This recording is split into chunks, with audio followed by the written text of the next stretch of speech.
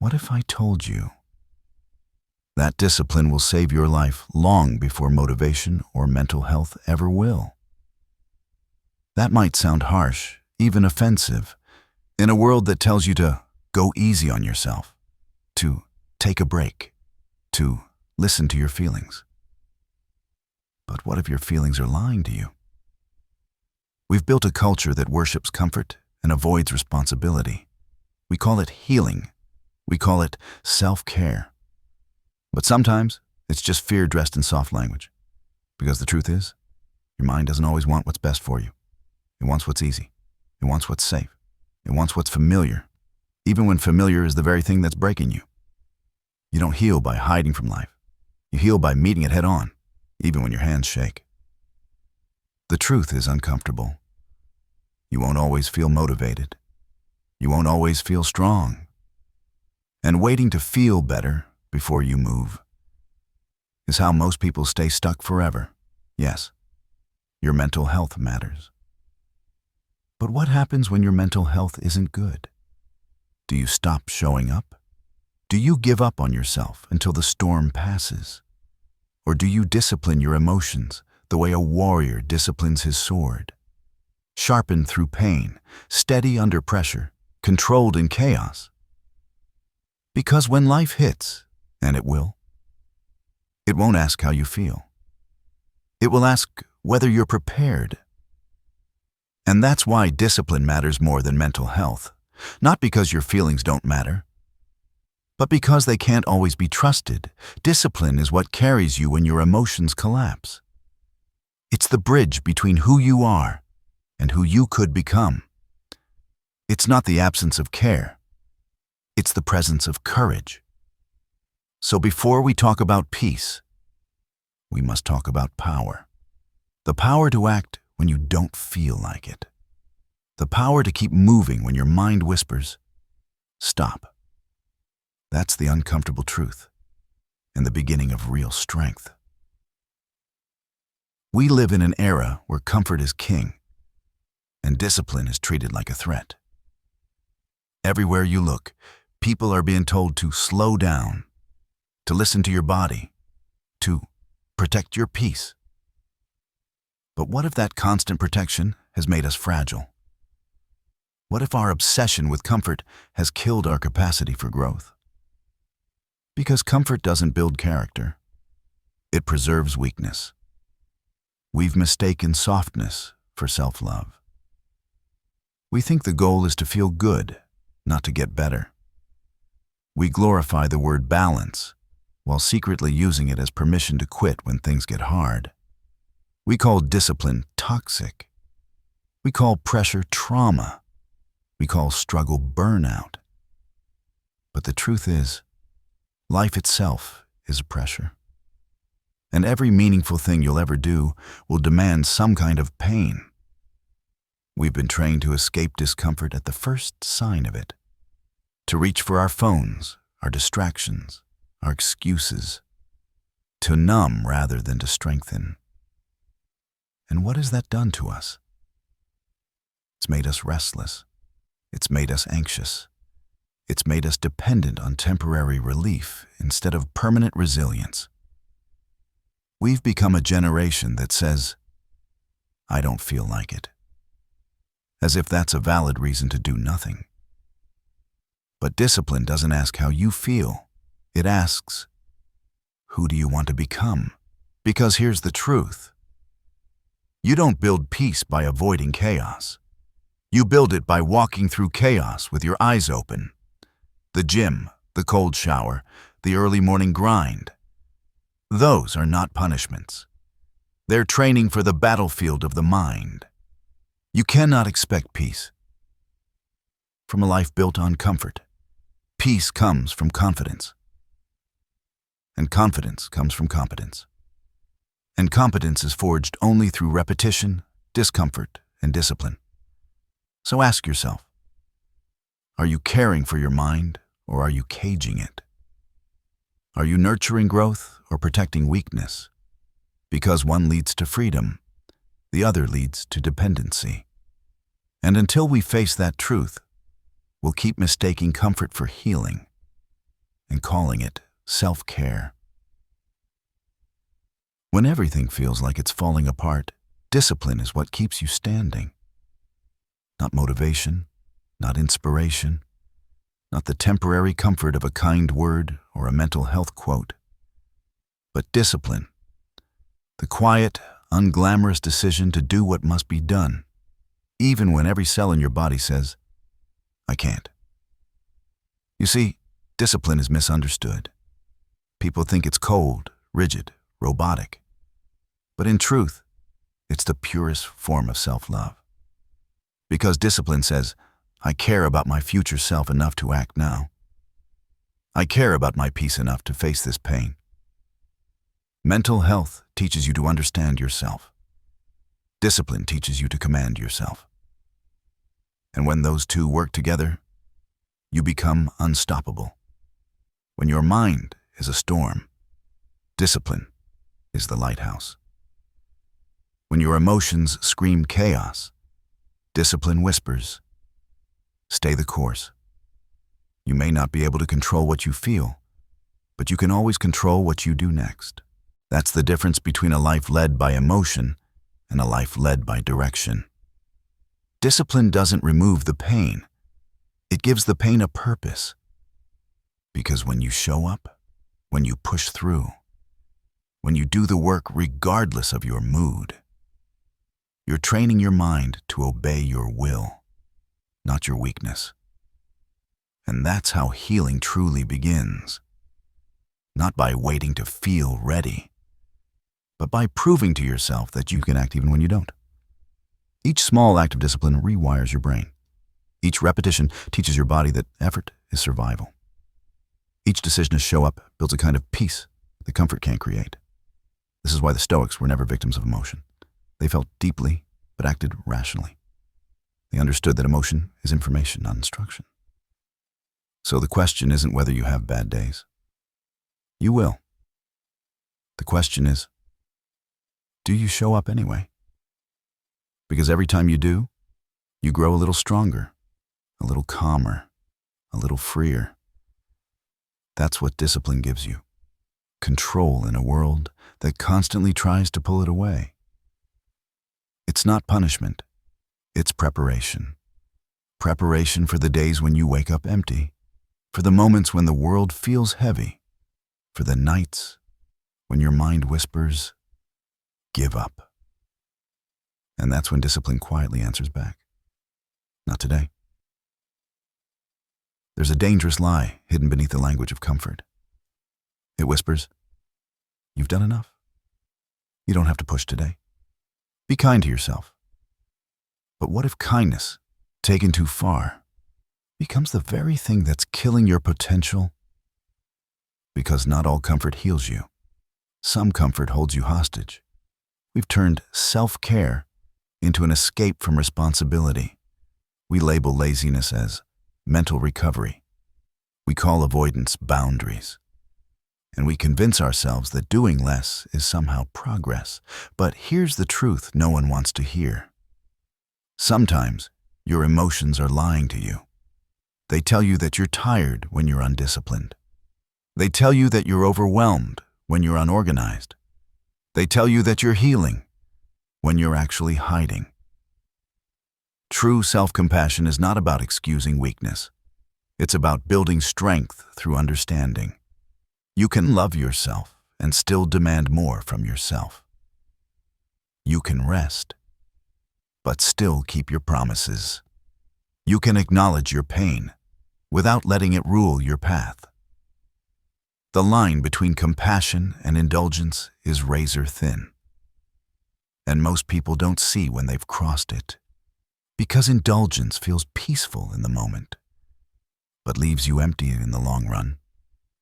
It gives you relief without progress. It makes you feel seen, but not evolved. And that's why so many people feel stuck.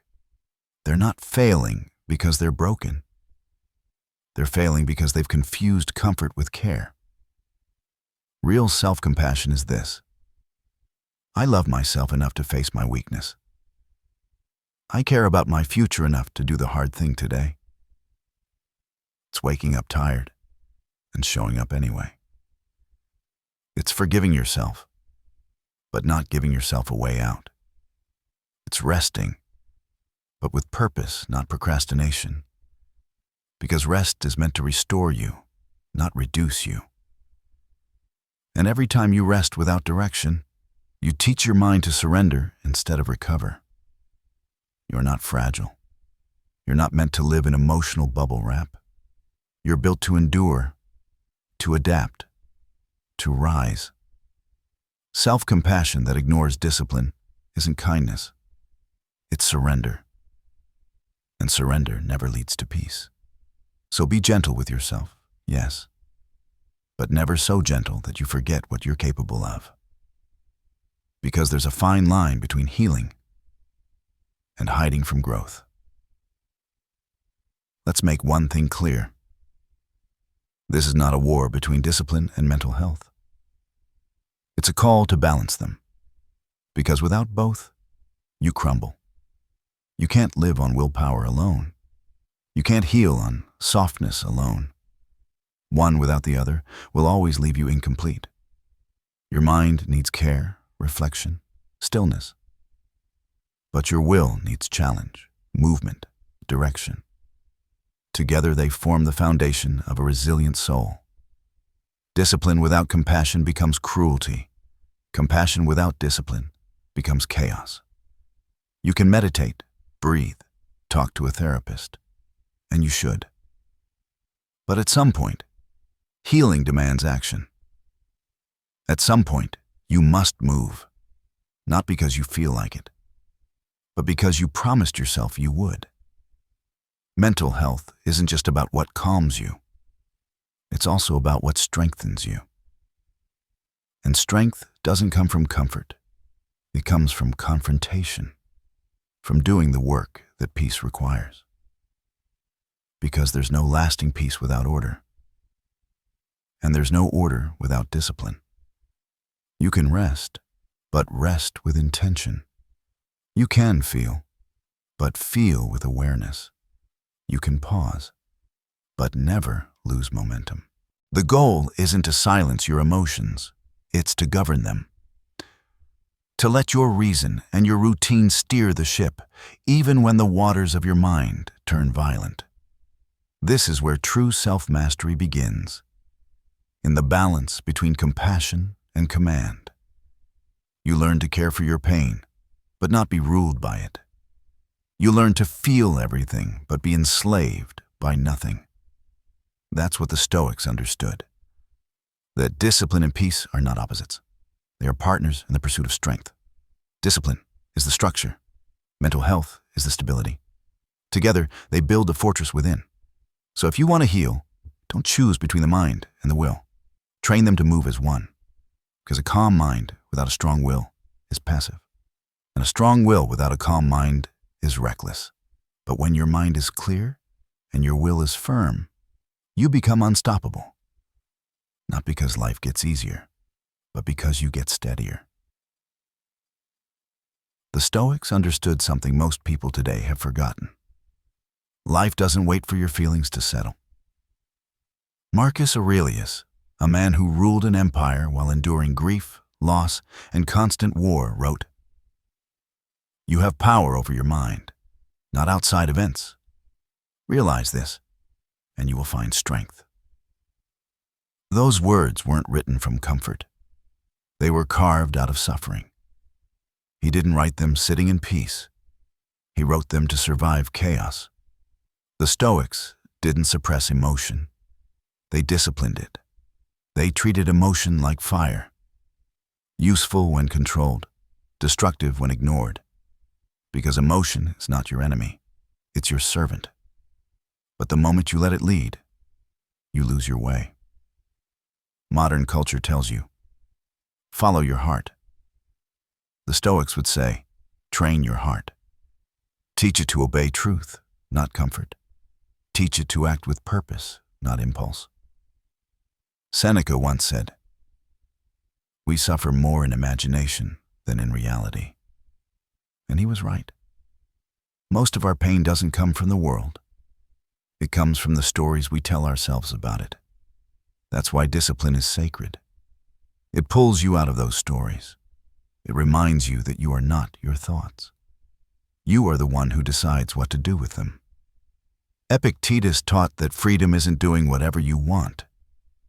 It's being free from the control of desire, fear, and emotion. It's acting with reason when your heart wants chaos. That's what Stoicism truly is. Not coldness, but clarity. Not detachment, but direction.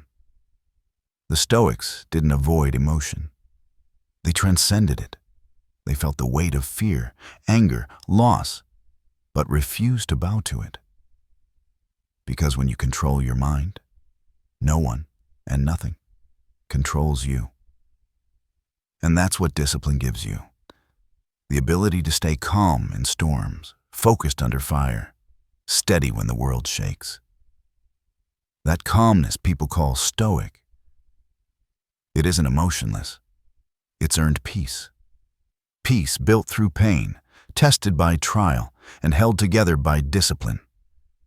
And maybe that's what we're missing today. We want peace without the process, healing without hardship, strength without struggle. But as Marcus Aurelius knew, the obstacle is the way. The challenge isn't your enemy. It's your path to becoming unbreakable. So when life presses on you, when fear rises, when the mind screams to quit, remember this: you don't need to feel ready. You just need to stay steady. That is Stoicism. That is power. That is peace. There comes a point when words, books, and theories no longer save you, when motivation runs dry, when even your own mind becomes your battlefield. That's the moment discipline transforms from a rule into a lifeline. Because discipline isn't about perfection. It's about persistence. It's the quiet decision to keep rebuilding yourself again and again, no matter how many times you've fallen. You stop chasing balance. You stop waiting for clarity. You stop expecting life to feel easy. And instead, you start expecting yourself to be strong. Something inside you shifts. You stop being a victim of emotion and start becoming a student of endurance. You start realizing that every day you resist comfort, you grow a little more dangerous, not to others, but to the weaker version of yourself, that version that gave up too soon, that waited for the perfect time, that believed peace meant avoiding pain. No, peace means mastering pain. Peace means walking through the fire and smiling at the smoke. Because strength isn't something you find. It's something you forge. In repetition, in resilience, in relentless action. And when that strength is born inside you, you no longer fear hard days. You no longer crumble under emotion. You no longer beg for motivation. You create it. That's the rebirth.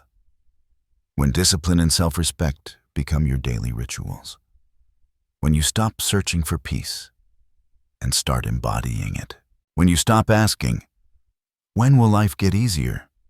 And start asking, how much stronger can I become? That's when the transformation begins. That's when you become your own cure. Everyone wants freedom, but few ever earn it. Because real freedom isn't about doing whatever you want. It's about doing what must be done, even when every part of you resists. We live in a world that glorifies indulgence. Follow your feelings. Do what makes you happy. But if you always obey your feelings, you'll never rule your life. They will. Freedom without discipline is just another form of slavery. A quieter one, more comfortable, but just as binding. Most people are trapped, not behind bars, but inside their own habits. They wake up tired, scroll endlessly, chase validation, escape discomfort, and call it living free. But that's not freedom. That's submission in disguise. True freedom begins the moment you say, I will no longer be ruled by what I crave. Freedom is saying no to what weakens you. It's ignoring the easy voice of comfort and listening to the silent voice of duty. You stop chasing motivation and start respecting discipline. Because motivation is emotional. It comes and goes. Discipline is structural. It stays, even when you don't feel like it. And that's where your true power lives. In the consistency that no one applauds, in the choices that no one sees, in the standards that no one else enforces. That's responsibility. And it's the price of freedom. The Stoics knew this truth long before us. To govern the world, first govern yourself. To rule your emotions, first confront your chaos. You become your own law, your own guide, your own commander. Because if you can't command yourself, the world will find a way to command you. And it won't be through strength. It'll be through temptation, through laziness, through the slow poison of maybe tomorrow. That's how most people lose their freedom. Not in one grand defeat, but in small acts of surrender repeated daily. So every morning, you stand at a crossroads. Freedom or comfort, growth or ease, order or indulgence. The choice is yours. But the weight of that choice is what defines you. Freedom isn't a feeling. It's a burden, carried by those strong enough to bear it. Because to be free, you must also be responsible. To choose discipline over desire, purpose over pleasure, truth over comfort. That's the paradox. The more control you gain over yourself, the freer you become. And when that happens, when you can act without emotion, endure without complaint, and move forward without needing applause, you'll realize something powerful. No one can take your freedom anymore, because it doesn't live outside you. It lives within your will. Discipline is not punishment. It's purification. It burns away the noise, the excuses, the parts of you that cling to weakness and call it kindness. The fire doesn't destroy you. It reveals you. What's left after the flames is truth. Raw, unshaken, and real. Because the path to peace isn't calm. It's chaos mastered. It's walking through storms with steady breath, through heartbreak with steady hands, through doubt with steady faith. Most people wait for the fire to pass. The disciplined man learns to walk through it. Every repetition, every act of self-control, every morning you rise without applause. You forge something sacred. Character. That's the essence of Stoicism. Not indifference, but indestructibility. You will face days that break you, nights that test your resolve, moments when the voice in your head whispers, "What's the point?" That's when you remember. The point is to keep walking. Not because you're fearless, but because you're faithful. Faithful to the person you're becoming. You don't need to feel ready. You don't need to feel strong. You just need to move. Step by step, moment by moment, fire by fire. Because one day, when the noise fades, you'll look back at the scars and realize they were never signs of weakness. They were proof of transformation. You didn't escape the fire. You became it. You became the discipline that others feared. You became the calm that others couldn't understand. You became the proof that peace is not found, it's earned. And when that day comes, you'll understand the final truth, that freedom, peace, and strength are not separate paths. They are one road, and that road is fire. Walk it, endure it, become it. Because the world doesn't need more people chasing comfort. It needs more souls who have been tempered by flame and still choose to stand tall, silent, unshaken, and free. That's the path of fire. And if you have the courage to take it, you'll never bow to anything again.